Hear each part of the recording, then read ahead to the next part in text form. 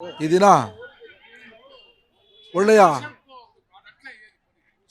ಬಾಬಾ ಸಾಹೇಬ್ ಅಂಬೇಡ್ಕರ್ ಅವರ ಕೋಲಾರ ಶಕ್ತಿ ಕೇಂದ್ರ ಆಗಿರ್ತಕ್ಕಂಥ ಈ ಸ್ಥಳದಲ್ಲಿ ಜಿಲ್ಲಾ ಆಡಳಿತ ಭವನ ಇದರ ಮುಂಭಾಗದಲ್ಲಿ ಇವತ್ತು ಇಡೀ ಜಿಲ್ಲಾಡಳಿತ, ಸಮಾಜ ಕಲ್ಯಾಣ ಇಲಾಖೆ ಹಾಗೂ ಜಿಲ್ಲಾಡಳಿತ ಸೇರಿ ಒಂದು ಒಟ್ಟೊಟ್ಟಿಗೆ ಇವತ್ತು ಬಾಬಾ ಸಾಹೇಬ್ ಅಂಬೇಡ್ಕರ್ ಅವರ ಪುತ್ಥಳಿ ನಿರ್ಮಾಣದ ವಿಚಾರದಲ್ಲಿ ಇವತ್ತು ಜಿಲ್ಲಾಡಳಿತ ಇವತ್ತು ಕ್ರಮ ತಗೊಂಡಿದ್ದಾರೆ.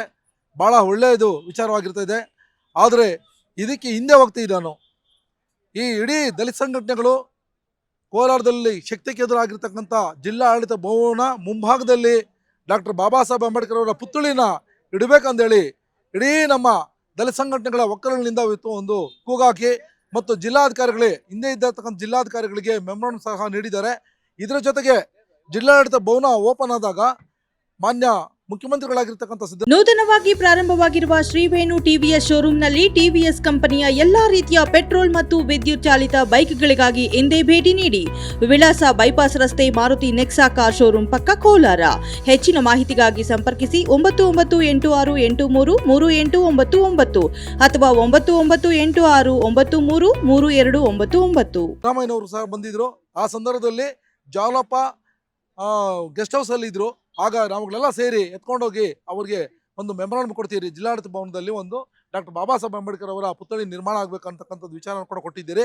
ಇದುವರೆಗೂ ಆ ವಿಚಾರ ಕೂಡ ಪ್ರಸ್ತಾಪನೆ ದಯವಿಟ್ಟು ನಾನು ಮಾಡಬೇಕು. ಮತ್ತು ನಮ್ಮ ಅಣ್ಣ ತಮ್ಮಂದ್ರು ಯಾರಿದ್ದಾರೋ ನಮ್ಮ ದಲಿತ ಸಂಘಟನೆಗಳಲ್ಲಿ ಇರ್ತಕ್ಕಂಥವ್ರು ಎಲ್ಲರೂ ಕೂಡ ಇವತ್ತು ನಿಜವಾಗ್ಲೂ ಹೇಳ್ತೀನಿ, ಭಾಳ ಒಳ್ಳೆಯ ವಿಚಾರ. ಮತ್ತು ಹಿಂದೆ ಇರ್ತಕ್ಕಂಥ ವಿಚಾರನ ಎಲ್ರಿಗೂ ನಾನು ಯಾಕೆ ಈ ವಿಷಯ ಹೇಳ್ಬೇಕಂತ ಹೇಳಿದ್ರೆ, ಸಂಘಟನೆಯವರು ಪ್ರತಿಯೊಬ್ಬರೂ ಕಷ್ಟಪಟ್ಟಿದ್ದಾರೆ. ಆ ಕಷ್ಟಪಟ್ಟಿರ್ತಕ್ಕಂಥವ್ರು ಎಲ್ರಿಗೂ ಗೊತ್ತು. ಎಲ್ಲ ಅರ್ಜಿಗಳು ಕೊಡ್ತೀರಿ, ಯಾವುದೋ ಒಂದು ನಾವು ಅರ್ಜಿ ಕೊಟ್ಟು ಸುಮ್ಮನೆ ಇಲ್ಲ. ಇದು ಅರ್ಜಿಗಳು ಕೊಟ್ಟು ಅರ್ಜಿ ಮುಖಾಂತರದಲ್ಲಿ ನಾವು ಅವ್ರನ್ನ ಮನವರಿಕೆ ಮಾಡ್ಕೊಂಡಿದ್ದೀರಿ. ಆದ್ದರಿಂದ ಇವತ್ತು ಏನು ಉದ್ಘಾಟನೆ ಮಾಡಿರ್ತಕ್ಕಂಥ ನಮ್ಮ ಜಿಲ್ಲಾಡಳಿತ ಒಂದು ಭವನದಲ್ಲಿ ಡಾಕ್ಟರ್ ಬಾಬಾ ಸಾಹೇಬ್ ಅಂಬೇಡ್ಕರ್ ಅವರ ಒಂದು ಪುತ್ಥಳಿಯನ್ನು ಗುದ್ದಲಿ ಪೂಜೆ ಇವತ್ತು ನೆರವೇರಿಸಿದರೆ ಭಾಳ ಧನ್ಯವಾದಗಳು.